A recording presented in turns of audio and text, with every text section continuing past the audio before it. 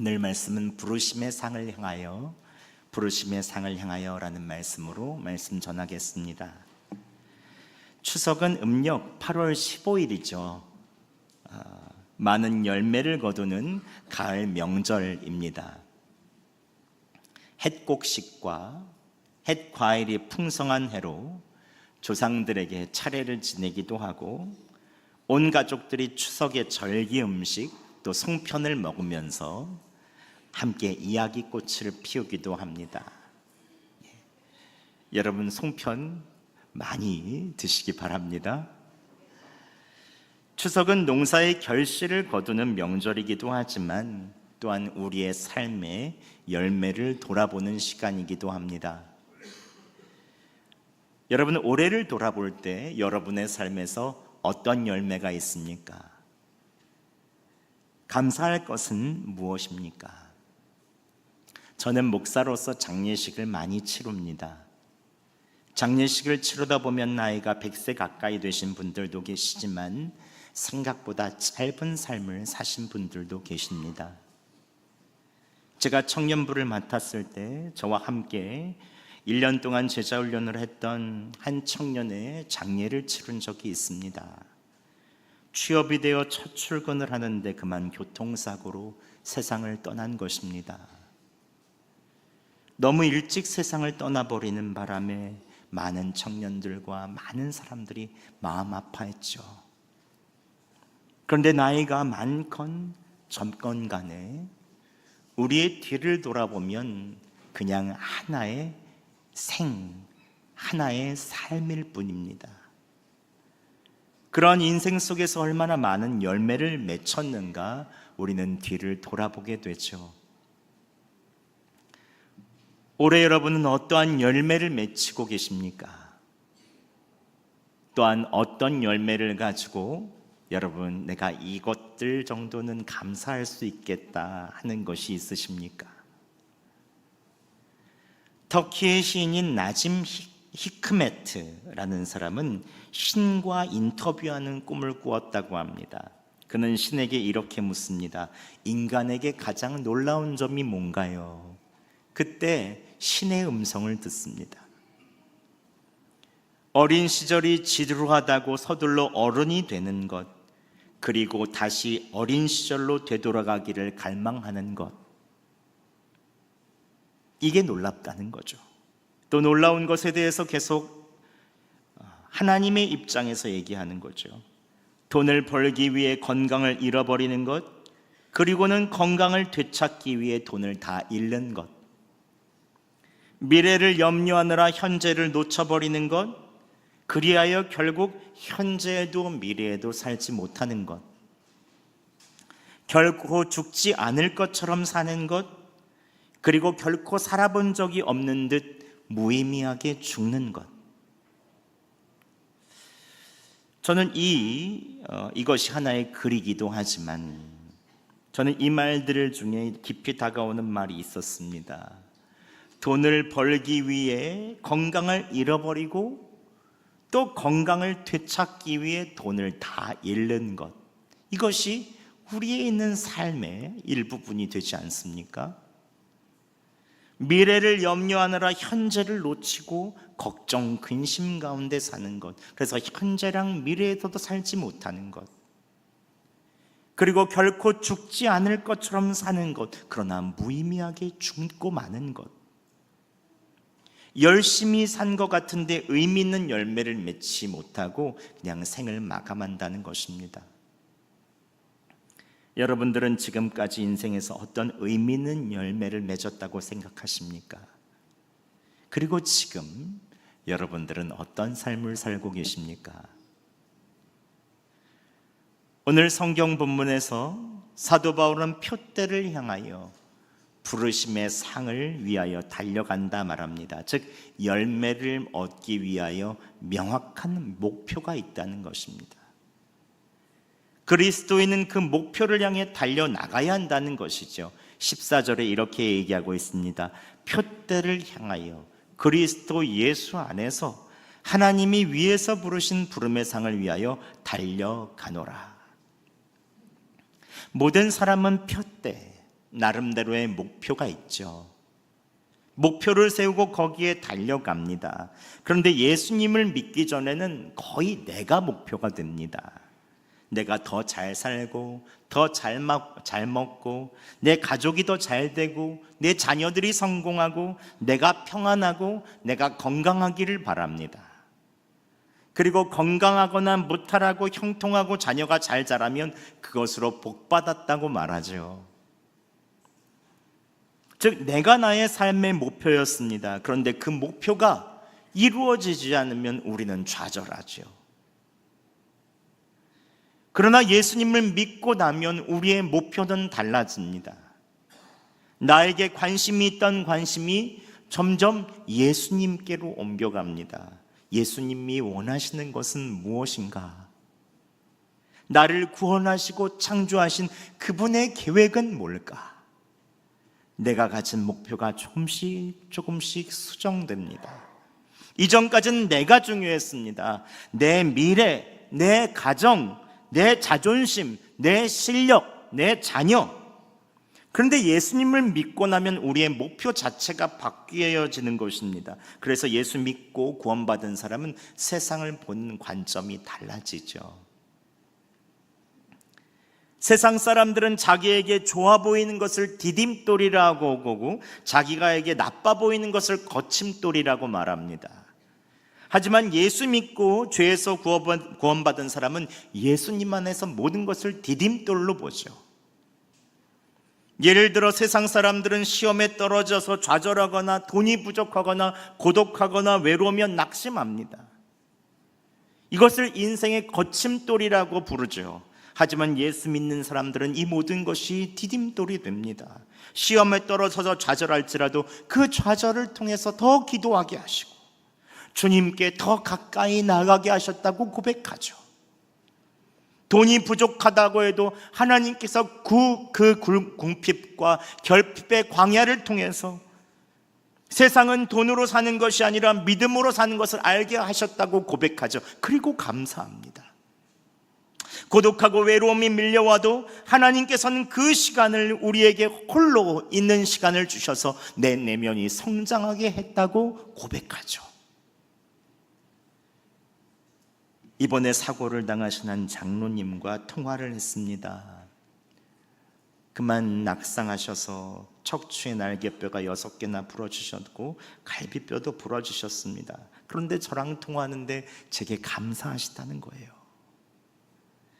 떨어졌는데 머리도 다치지 않고 더 크게 다치지 않아 하나님께서 보호하여 주셔서 감사하다는 거예요. 한 장로님은 암으로 얼마 전에 수술하셨습니다. 그런데 이 장로님 신방했는데 병실에서도 전도하고 또 두려워하는 분들을 위해서 기도할 수 있어서 감사하다는 거예요. 세상 사람들의 입장에서는 이게 감사할 일입니까? 세상 사람들은 사고가 나면 왜 나에게 이런 일이 일어났는가 불평하고 원망하지만 믿음의 사람들에게는 아픈 것도 감사요. 그 시간 고독할 수 있는 것도 감사요. 내가 서 있는 이곳에 있는 것 자체가 감사라고 말하는 것입니다. 왜 그렇게 다른 것입니까? 삶의 목표가 내가 아니라 그리스도인은 예수 그리스도이기 때문입니다.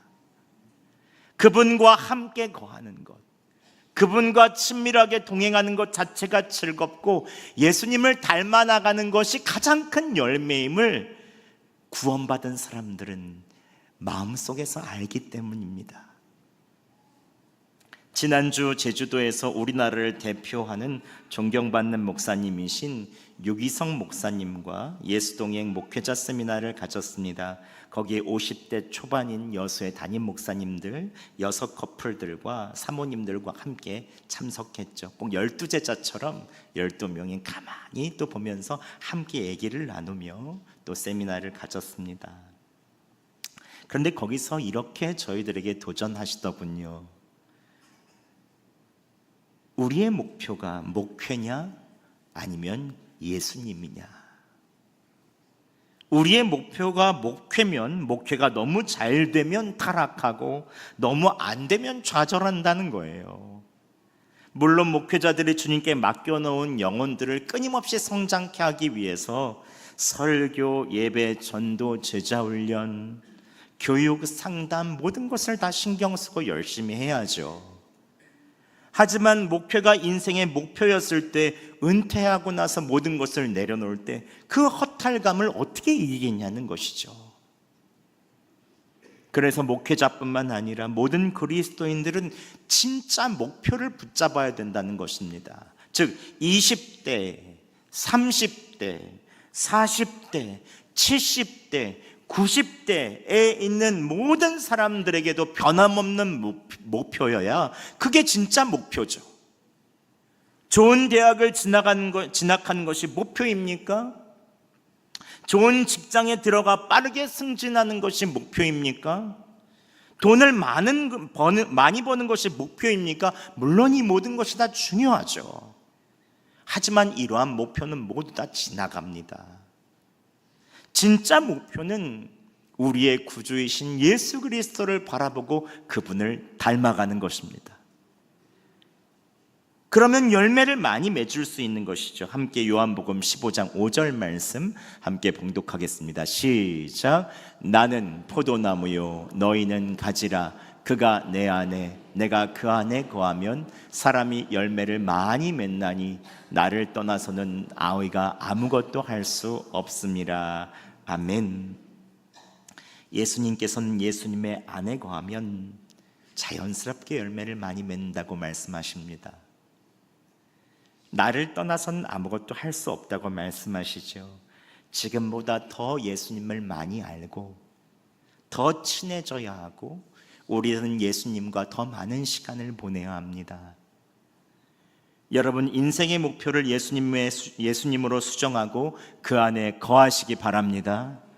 예수님께서 반드시 여러분의 의미 있는 열매를 많이 맺혀주실 것입니다.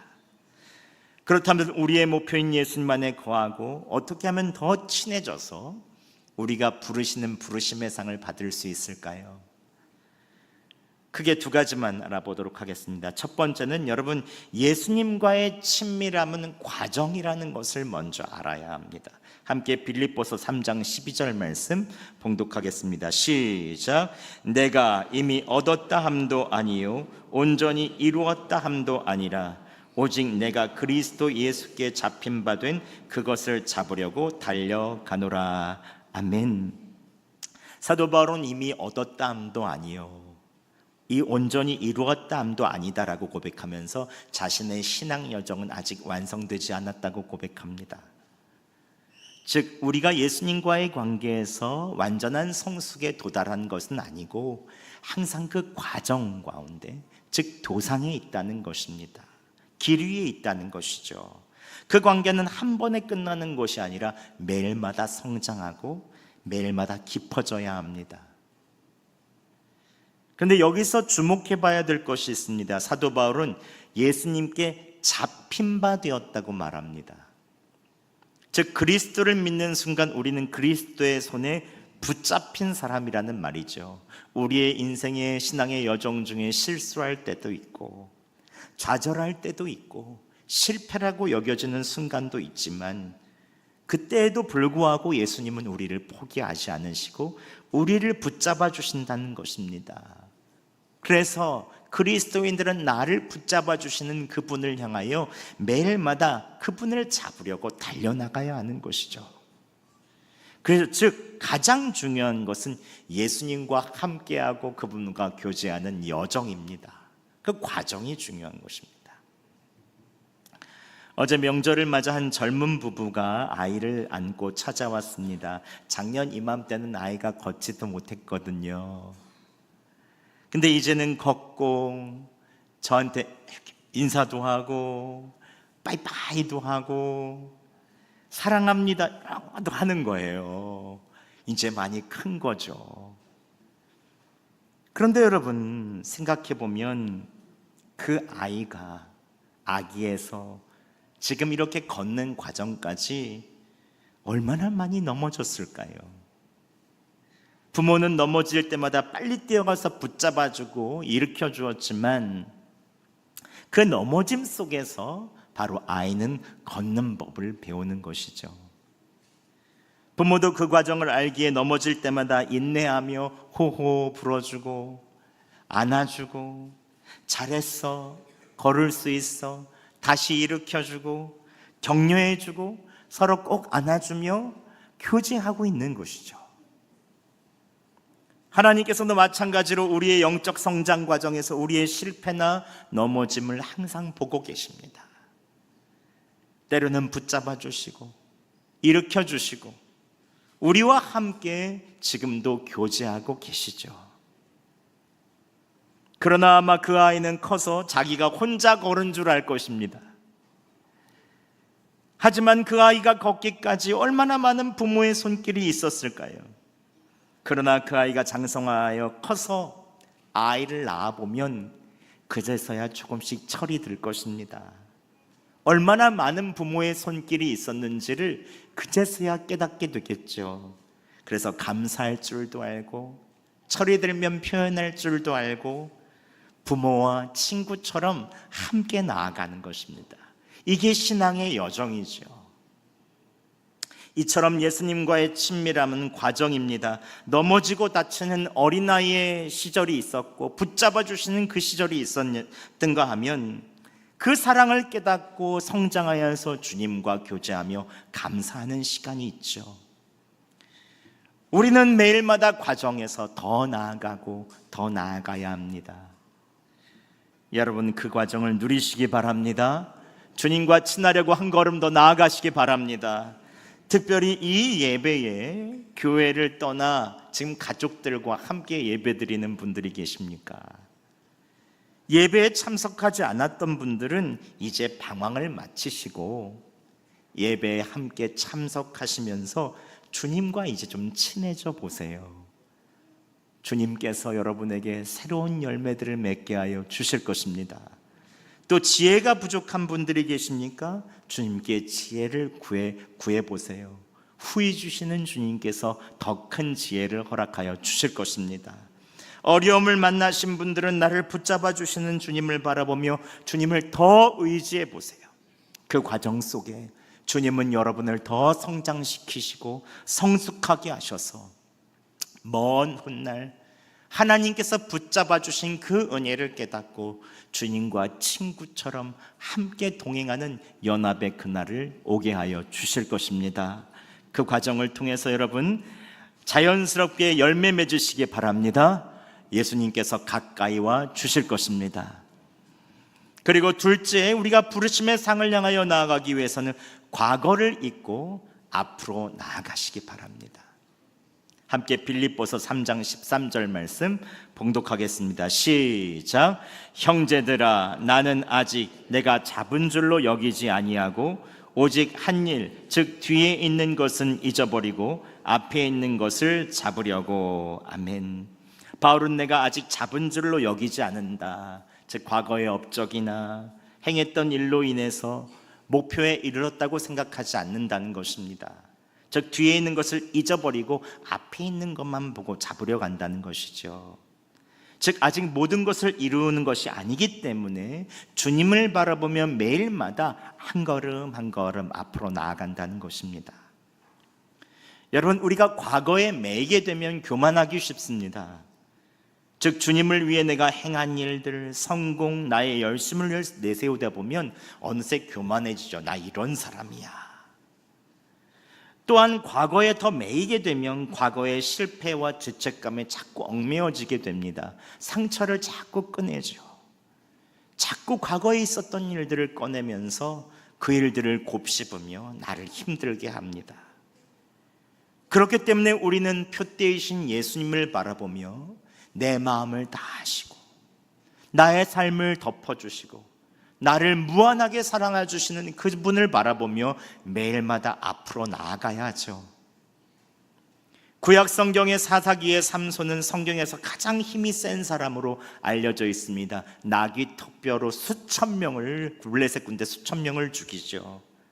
그러나 전쟁에서 거뒀던 큰 승리와 자신의 능력을 과신하다가 결국 들릴라의 유혹에 넘어가서 그냥 쓰러지게 됩니다.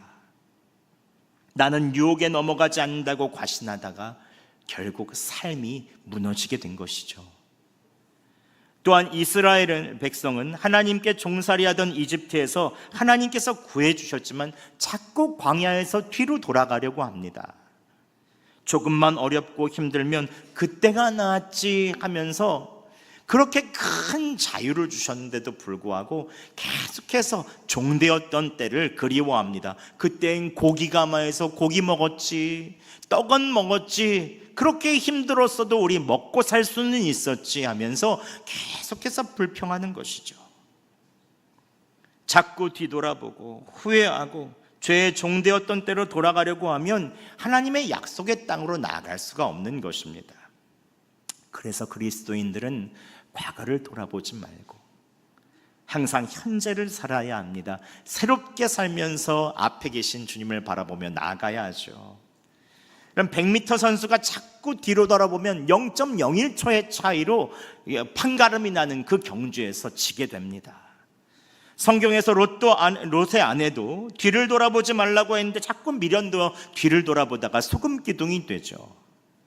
여러분, 뒤를 돌아보시지 마시기 바랍니다. 나와 동행하시는 예수님을 바라보시기 바랍니다. 지난주 예수동행 세미나에서 요한 1서를 묵상하는데 요한 1서 5장 18절 말씀이 깊이 다가왔습니다. 우리 함께 봉독해 보겠습니다. 시작. 하나님께로부터 난 자는 다 범죄하지 아니하는 줄을 우리가 아노라. 하나님께로부터 나신 자가 그를 지키심에 악한 자가 그를 만지지도 못하느니라. 아멘. 이 말씀을 서로 묵상한 것들을 나누는데 그때 유기성 목사님께서 비유를 하시는데 너무 실감이 나게 비유를 하시더라고요.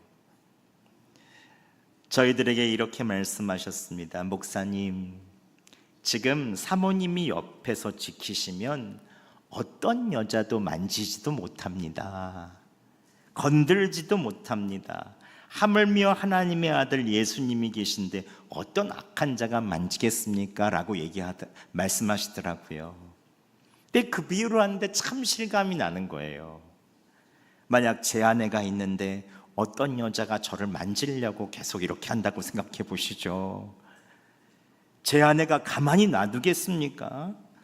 그런데 제가 자꾸 제 아내를 보지 않고 저를 만지려고 하는 그 여자를 계속해서 쳐다본다고 생각해 보시죠. 나를 만지라고 손을 이렇게 내밀기도 하고 이러면 제 아내가 얼마나 싫어하며 불꽃 같은 눈으로 저를 계속해서 방어하겠습니까?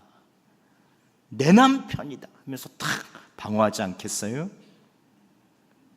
그런데 제가 생각해 보니 얼마나 제가 그런 적이 많던지요. 예수님이 보이지 않으시지만 나와 함께 항상 계시고 내 마음에 계신데 제가 매일마다 염려를 쳐다보고 제 손길을 내밀고 나를 만지라고 하고 걱정 근심을 쳐다보며 그곳에서 나를 만지라고 하고 제 시선은 다른 곳을 보고 다른 곳에 제 손을 내주니 얼마나 부끄럽고 창피한 일입니까? 이게 바로 뒤를 돌아보는 것이죠. 예수님이 바로 옆에 계신데 자꾸 딴 데 눈길을 주고 내 마음을 염려와 근심, 과거에 있는 분냄, 나에 있어서의 상처에 자꾸 거기에 있는 마음을 내어주는 것입니다. 예수님께서는 우리를 위해 생명을 주셨죠. 새 삶을 주셨습니다. 이제 죄를 딱 끊고 주님 앞에 나아가야 하는 것입니다. 그렇다면 어떻게 하면 예수님께 나아갈 수 있는가? 앞으로 전진할 수 있는가? 제가 쉬운 방법 딱 2가지만 말씀드리고 오늘 말씀을 마치겠습니다. 첫 번째, 여러분 아침에 일어나자마자 예수님 하고 부르시기 바랍니다. 이게 별거 아닌 것 같지만 막상 실천하려고 하면 잘 안 됩니다. 일어나자마자 다른 일 하게 되거든요. 핸드폰을 킨다든지 뉴스를 본다든지 그런 분들이 은근히 많습니다. 주님을 마음에 모시고 산 사람이 아침에 눈을 떴을 때 예수님 하고 주님을 바라보는 것, 인격적인 관계가 시작되는 것 굉장히 중요합니다. 물론 그렇게 하루를 시작했다고 해서 하루 종일 주님을 바라볼 수는 없습니다. 하지만 인격적이고 친밀한 만남으로 하루가 시작되는 것, 이건 한번 해볼 만하지 않겠습니까? 그렇게 어렵지 않습니다. 또 두 번째는요, 저녁에는 내가 바라보는 그 예수님이 얼마나 하루에 나와 함께 계시는 것을 내가 생각했는지 한번 기록해 보세요. 내가 하루에 얼마나 주님 생각했는가. 저는 예수동의 일기 시작할 때부터 충격을 받았습니다. 제가 하루 종일 교역자인데도 예수님을 생각하지 않고 살고 있음을 깨달았기 때문에 그렇습니다. 너무 고통스러웠죠. 하지만 그때가 있었기 때문에 지금 저녁에 매일마다 주님과 함께한 시간들을 돌아볼 수 있습니다. 저는 부끄럽게도 주일 저녁 예배를 드린 후 집에 와서 TV를 보거나 영화를 보고 밤늦게 자기도 했습니다. 왜냐하면 주일에 쏟아낸 영적인 빈 공간을 어떻게 해결해야 될지 잘 몰랐기 때문에 그래요. 그런데 이제는 주일날 아무 생각 없이 TV를 보다가도 아내와 함께 예수동의 일기 쓰자 하면서 TV를 끄죠. 그러면 그때부터 하루 종일 주님을 생각한 때를 떠올립니다. 매일 점검하다 보면 아무 생각 없이 내 마음의 육신의 습관이 이끄는 대로 사는 일이 얼마나 많은지 모릅니다. 때로는 분노, 때로는 나에 있어서는 쓸데없는 자존심, 때때로는 나에 있어서는 모든 염려와 근심에 내 마음을 다 열어놓을 때가 얼마나 많은지요. 그런데 또 점검해 보면 한편으로 그럼에도 불구하고 예수님께서 내 삶을 꼭 붙들어 주신 때가 너무 많은 거예요. 일이 넘어지고 저리 넘어져도 주님이 내 삶을 다시 붙들어서 일으켜준 때가 얼마나 많은지 모릅니다. 그러면 감사할 수밖에 없죠. 여러분, 이번 명절을 맞아 다시 올 한 해를 뒤돌아보며 여러분 목표를 수정해 보시기 바랍니다. 나에게서 예수님께로 수정해 보세요. 뒤돌아보지 말고 이제 조금 더 예수님께 가까이 나아가시기 바랍니다. 아침에 예수님의 이름을 부르세요. 자기 전에 내가 얼마나 예수님 생각을 했는지 점검해 보세요. 아마 여러분과 함께 하시는 예수님께서 이후에 여러분의 삶에 열매를 많이 맺게 하여 주실 것입니다. 말씀을 맺겠습니다. 예수님 안에서 있는 부름의 상을 받고 내 삶에 열매를 맺기 위해서 목표를 고정하세요. 예수님께 맞추고 이제는 과정을 좀 즐기시고 누리시기 바랍니다. 예수님과 너무 멀리 떨어져 있던 내 삶이 있다면 이제 조금씩 가까이 와보세요. 주님은 여러분이 가까이 오기를 계속해서 기다리고 여러분을 바라보고 계십니다. 넘어질 수도 있습니다. 실수할 수도 있습니다. 하지만 내 삶을 붙드시는 그 예수님을 바라보시기 바랍니다. 마지막으로 과거를 돌아보지 마시고 매일 새로운 삶을 맞이하세요. 아침에 일어날 때 예수님 부르고 저녁에서 내가 얼마나 예수님 생각했는지 적어보세요. 이번 명절 세상의 성공이 아닌 예수님 안에서의 친밀함을 추구하는 여러분에게 하나님께서 반드시 많은 열매, 부르심의 상을 주실 것을 예수 그리스도의 이름으로 축원합니다.